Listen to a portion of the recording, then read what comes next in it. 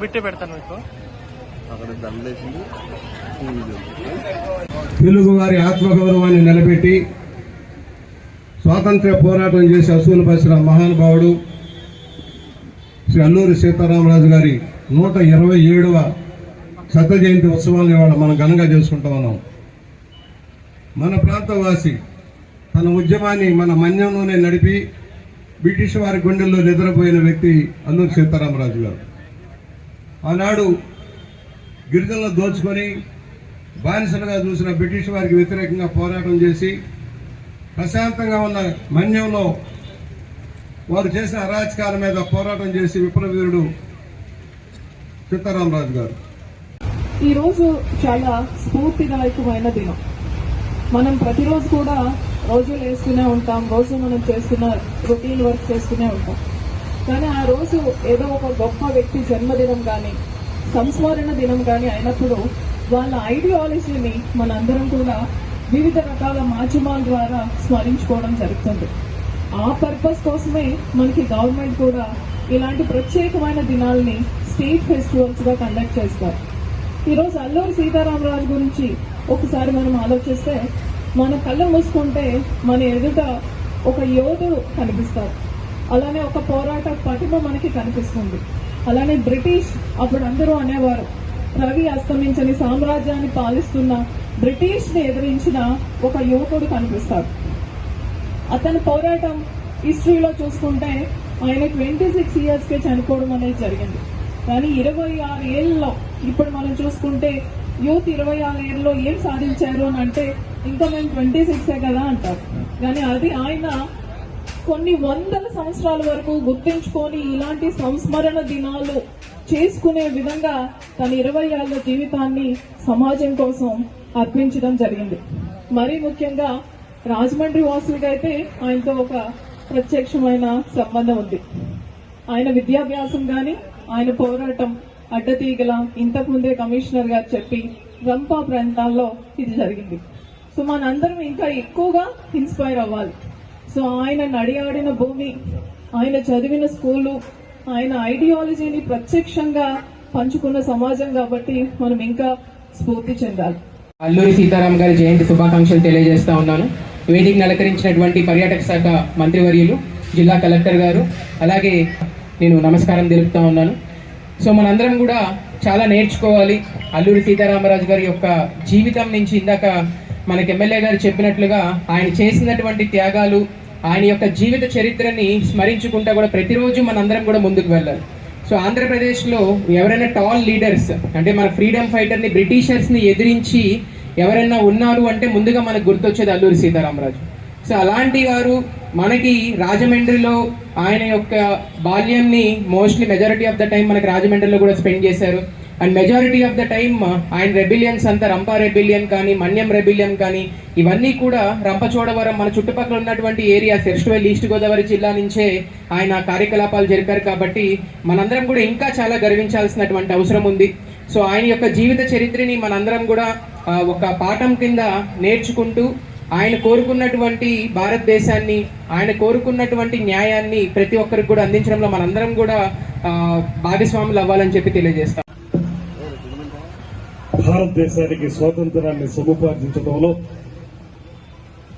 పోరాటం చేసినటువంటి తొలి పోరాట యోధుడు, మనందరికీ కూడా ప్రాతస్మరణీయులు అయినటువంటి శ్రీ అల్లూరి సీతారామరాజు గారి 127వ జయంతి భారతదేశాన్ని సర్వసత్తాక ప్రజాస్వామిక గణతంత్ర రాజ్యంగా ప్రపంచ దేశాల ముందు సగర్వంగా నిలబెట్టినటువంటి మహానుభావులు ఎందరో. వారందరి త్యాగ ఫలితమే ఇవాళ మనం పీలుస్తున్నటువంటి స్వేచ్ఛ వాయువులు. ఇవాళైతే మనం ఆనందంగా మనం ఏం చేయాలి, ఏ రకంగా ఉండాలనేటువంటిది మన సొంత నిర్ణయాలుగా ఉన్నప్పటికీ ఆ రోజున ఎవ్వరికీ కూడా స్వేచ్ఛా స్వాతంత్రాలు లేనప్పుడు భారతదేశానికి ఒక రకమైనటువంటి బానిస మనస్తత్వం కొనసాగుతున్నటువంటి సమయంలో బానిస సంఖ్యలు తెగ్గొట్టాలి అనేటువంటి ఆలోచనతోటి ఈ దేశానికి స్వాతంత్రాన్ని సముపార్జించాలనేటువంటి ఆలోచనతోటి మహానుభావులు అందరూ కూడా ఎంతో కృషి చేశారు. అందులో అగ్రగణ్యులుగా చెప్పవలసిన వ్యక్తి అల్లూరి సీతారామరాజు గారు అనేటువంటి మాటని ఈ సందర్భంగా మనవి చేస్తున్నాను.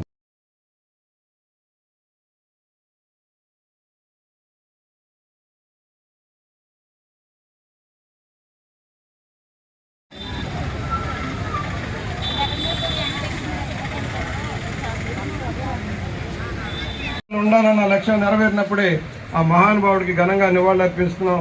మంచి వాళ్ళు అవుతామని సవినీయంగా మనవి చేస్తూ పంచవలసిందిగా రాజమహేంద్రవరం రూరల్ శాసనసభ్యులు శ్రీ గోరెంట్ల బుచ్చి చౌదరి గారిని పిలుస్తున్నాను. మన్యవీరుడు అల్లూరి సీతారామరాజు గారి జయంతి కార్యక్రమాన్ని రాష్ట్ర పండుగగా జరుపుకోవాలనేటువంటి నిర్ణయం తీసుకున్నటువంటి ముఖ్యమంత్రి చంద్రబాబు నాయుడు గారికి, ఉప ముఖ్యమంత్రి పవన్ కళ్యాణ్ గారికి ప్రత్యేకమైనటువంటి ధన్యవాదాలు, నమస్కారాలు తెలియజేస్తూ ఆ రోజుల్లో బానిస సంఖ్యలతోటి ఇబ్బంది పడుతున్నటువంటి మన సమాజాన్ని, భారతదేశాన్ని స్వేచ్ఛావాయువులు పీల్చడానికి వీలుగా ఒక ఉద్యమాన్ని నిర్మించి అది ప్రజల ఉద్యమంగా మార్చి దాన్ని కూడా సాయుధ పోరాట విప్లవంగా రూపుదిద్ది ఈ దేశానికి స్వాతంత్రాన్ని సముపార్జించే విషయంలో తొలి నాయకునిగా పేరు పొందినటువంటి అల్లూరి సీతారామరాజు గారి యొక్క జీవితం మనందరికీ కూడా స్ఫూర్తిదాయకం.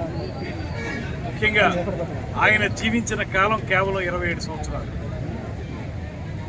అయితే పూర్తిగా 3 దశాబ్దాలు కూడా జీవించకపోయినా శతసహస్ర వసంతాల పాటు ఆయన చరిత్ర, ఆయన కీర్తి మనందరం గుర్తుంచుకునే విధంగా స్వాతంత్ర సమరాన్ని ముందుకు తీసుకెళ్లినటువంటి మహానాయకుడు సీతారామరాజు గారు.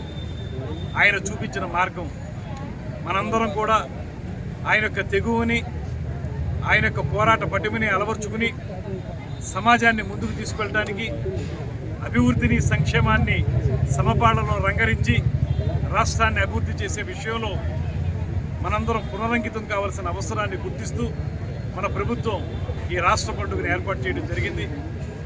అందుకే ఈ 127వ జయంతి సందర్భంగా వారి కార్యక్రమంలో పాలు పంచుకోవడం అనేది అదృష్టంగా భావిస్తూ రాబోయే రోజుల్లో ఆయన పలికినటువంటి మాటలు దృష్టిలో పెట్టుకుని ఎవరైతే గిరిజనులను ఆయన ముందుకు తీసుకెళ్లారో అదేవిధంగా ఇప్పుడు సమాజంలో అట్టడుగు వర్గాల వారిని సమున్నత స్థానంలోకి తీసుకెళ్ళడానికి రాజకీయాల్లో ఉన్న మేము కూడా పూర్తి స్థాయిలో కృషి చేస్తామనేటువంటి మాటని ఈ సందర్భంగా మనవి చేసుకుంటూ సెలవు తీసుకుంటున్నాం.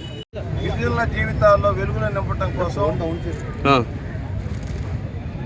వారికి సమాన అవకాశాలు కల్పించడమే కాదు స్వాతంత్ర ఫలితాలు అందేలాగా చేయడం కోసం తన జీవితాన్ని త్యాగం చేసిన మహామనిషి మన ప్రాంత వాసి అల్లూరి సీతారామరాజు గారి 127వ శత జయంతిని ఘనంగా జరుపుకుంటూ ఉన్నారు ఆడవాడల.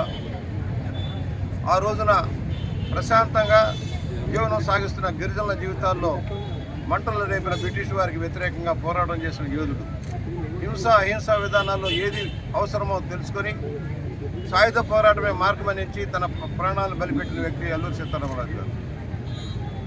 తమ నచ్చిన విధానంలో జీవిస్తూ తమ తోచిన దాంట్లో బతుకుతున్న గిరిజనులకి నష్టం కలిగిస్తున్న బ్రిటిష్ వారి చట్టాలకు వ్యతిరేకంగా పోరాటం చేసిన యోధుడు. ఆయన మరణించి మన మధ్య లేకపోయినా ఆయన ఆశయాలు ఉన్నాయి.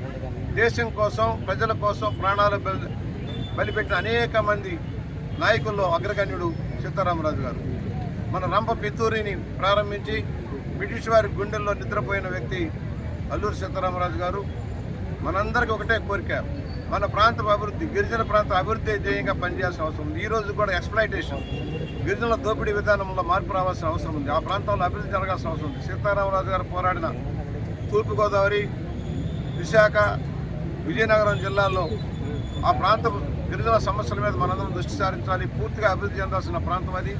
వారి జీవితాల్లో వెలుగులు నింపాలని సవినయంగా కోరుకుంటూ మరొకసారి వారికి ఘనంగా నివాళులు అర్పిస్తూ ఉన్నాం.